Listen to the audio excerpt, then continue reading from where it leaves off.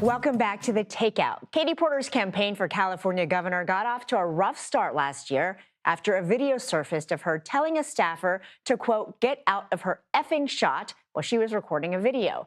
The former Democratic congresswoman is now using that in her new ad campaign. Take a listen. To give Californians what they need, it's going to take standing up to Donald Trump, calling out greedy corporations, and stepping on some toes along the way. Now, could you guys please get out of my shot? Let's bring in our political panel, Republican strategist Meaghan and Democratic strategist Matt Bennett. Matt, it seems like Katie Porter is trying to own up to it a little bit. Is that going to work?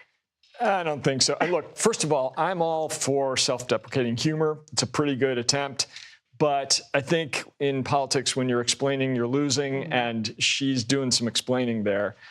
Look, I don't think voters really care how politicians treat their staff. The most prominent politician in America treats his staff pretty badly at the moment. So you can get elected to high office being rough on your team.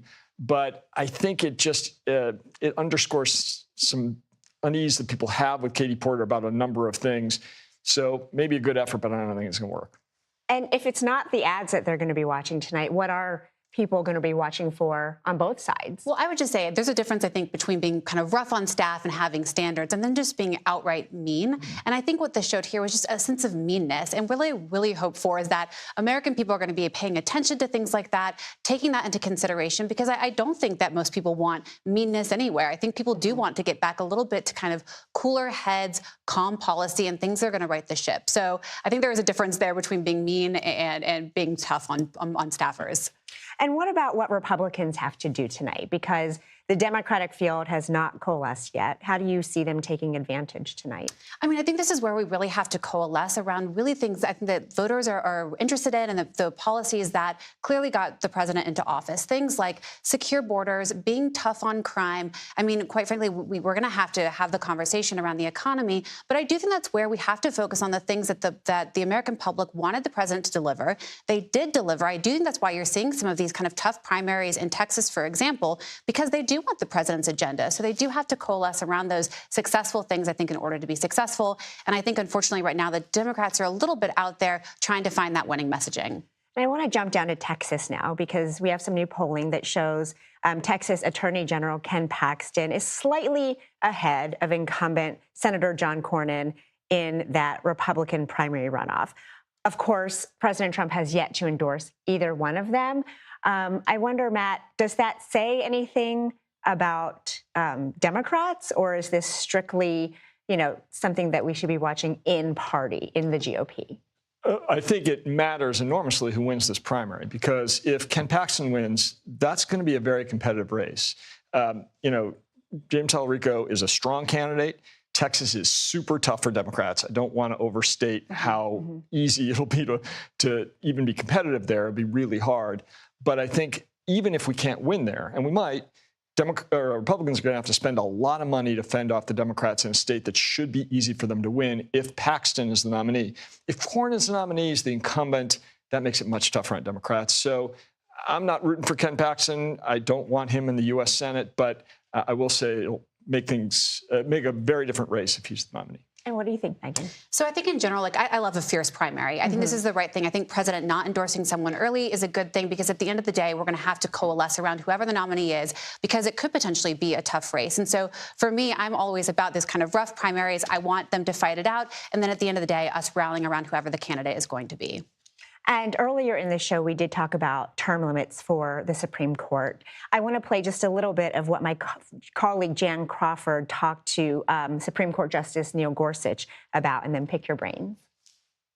The president is constantly taking shots at the court. The other day, he said, you're showing very little loyalty to the man who appointed the three of you. I mean, does a justice owe a president loyalty? No.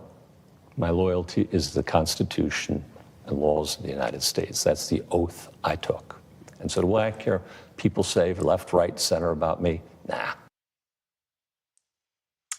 Meaghan, do you think that the president has changed, at the very least, the perception that the American public has when it comes to the court and their complete separation from the White House? I mean, I think this is a perfect example of not, right? I mean, this is one of the most wonderful things about our country. And what I'd say, you have the president coming out and saying what he said, and then the very next day or almost the next day, you have the Supreme Court justice that he is speaking about coming out and saying that he's going to do his job, that he is going to apply the Constitution as it is written, which is what I want to happen, and he's going to do so without fear of any type of reprisal. And that's what makes our country fantastic.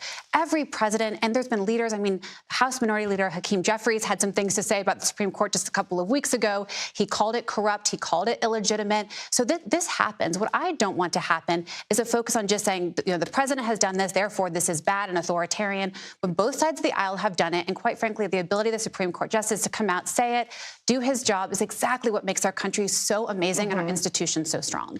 Matt, are comments like that from Justice Gorsuch enough to convince the public that there is, in fact, a separation that there's supposed to be? No, I don't think so. I mean, what matters most is how they rule in important cases. And so far, this court has been very amenable to many of the things that this president has done that many of us think are terrible and unconstitutional and illegal. So it is going to take, the proof will be in the pudding. It's good that Justice Gorsuch said that. He had to say that. It would be insane if he didn't. And what Trump said is very indicative of how he thinks about the role of the court in American system, which is completely perverted. But what matters most is how they rule. They've given him immunity. They've done all kinds of things that have suggested that they're bending the knee to him as well. I'm sorry if this is whiplash, but we do have a little more time. And since it is primary day in Ohio and Indiana, is there anything that either of you are watching? Well, I mean, I think that this is what we're kind of saying all along. I'm watching here basically what the primary voters are looking for in all of the different candidates. And I would say that there's been some commentary about there kind of being like, a retribution tour that's happening. And I would just simply say that the reality is when you have the head of a party establishing priorities, especially around certain things, there is the expectation on some level that they follow through with those priorities. And so what I'm looking for is just that. Really, where is the primary base lying? What are they looking for? Because that is obviously going to drive into the midterms and then, quite frankly, into 2028. I mean, just to be clear, what's happening, and the president's been very clear about this, is he's trying to knock off state legislators who didn't go along with his redistricting plan. These are guys that are good conservatives that support the president. He's going after them anyway. I don't think that's how the system's supposed to work, and I don't think they think that either. Oh, I think that's party politics. I would say that happens on both sides. Well, we shall see in just a few hours how it turns out. Meaghan Mobbs and Matt Bennett, thank you both.